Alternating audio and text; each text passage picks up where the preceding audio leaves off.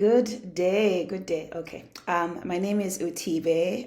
Love as a KPI is built on a two-sided premise. Number one is I believe that when businesses are primarily, not solely, but primarily driven by love for people, true love for people. Those people could be customers, they could be employees, they could be shareholders, stakeholders, they could be the people in the community themselves. But when that's the primary driver, that yields even greater financial, strategic, operational, even reputational returns for that business, while not also sacrificing the humanity of those people, right? Leaving the people better. Also leaving the people who are delivering the love in those organizations better, by the way.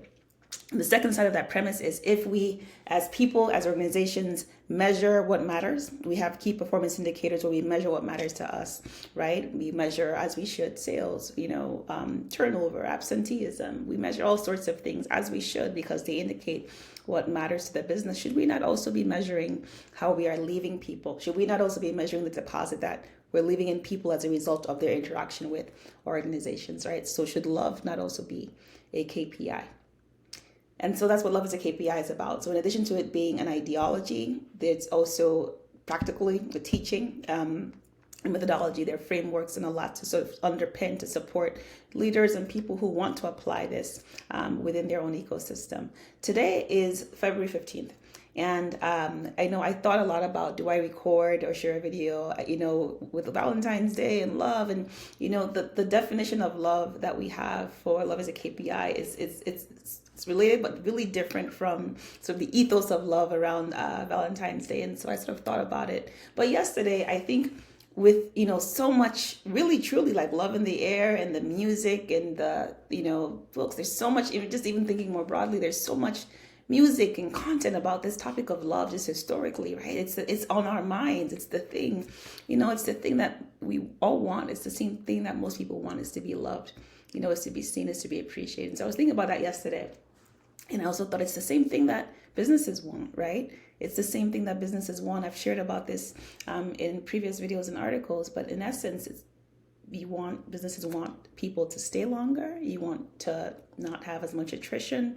You want to have higher engagement. You want higher revenue. You want to sell more products. You want more people to think favorably, right? You want advocacy. You want confidence from investors. You want people, because all these outcomes are driven by people. There's a person on the other side of the equation. You want people to love you. It's what your business wants. You may not say it that way.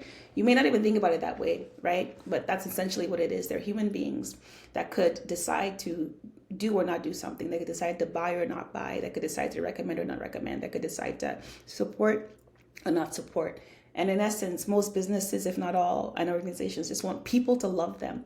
We may not, again, describe it that way, but that's really what it boils down to. And so how do you get people to love you? How do you get how does an organization get people to love them? Because that's really essentially, again, at the heart of the individual human as well as the collective human in a business. Well, you do this. How do you get people to love you? You do this. You do it by loving them. That's how you get people to love you. You can't force love. You can't coerce it, but you can influence it by loving them. And so love as a KPI is really about, again, the outcomes that we want within business, with organizations. Honestly, it applies for a nonprofit. The outcomes that we really want boil down to people. The best outcome is that these people love us, right? So that even if, think about being an organization where even if someone says, hey, I can no longer work here as an employee. I can no longer work here because, my husband is moving across the country, so I have to move. But even though I no longer work here, I will tell every single person I know about how great of a place this is to work. I can no longer be a customer. Maybe the product or service is now out of my price range, but I will tell every single person I know. So even when the person and the individuals cannot engage in the way that they may have, they've been so loved by you, by your organization, that they are themselves an ambassador. That's love. And that's really what businesses want. It's what people want, but it's also what businesses want, because businesses are made of people. And so how do we do that? Again, how do we become companies, the kind of organizations that are loving people, that are known for loving, that are known by that? Every time I go in there, every time I go on their website, every time I speak to someone from there, there's something about them. That's essentially, again, what we'll continue to go deeper and deeper into in the weeks and months to come with Love as a KPI. And that's the offering.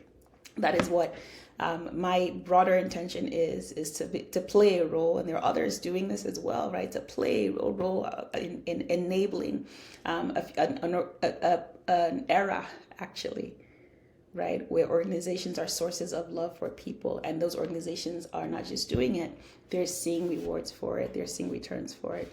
And so happy Love Day, Love Month, and hopefully Love Year, right? The goal is that this is not just the idea of loving people, which is why I sort of was struggling with posting so close about it. It's like the idea of loving people is not relegated to a feeling, it's not relegated to a month, it's not relegated to a color, it's not a heart shape, it's literally a way of seeing, right? We describe love as the outcome of the posture, the sort of the perspective, the posture, and the practice of sort of seeking the betterment of another. And that is all year round. Thank you. Have a wonderful day. More to come.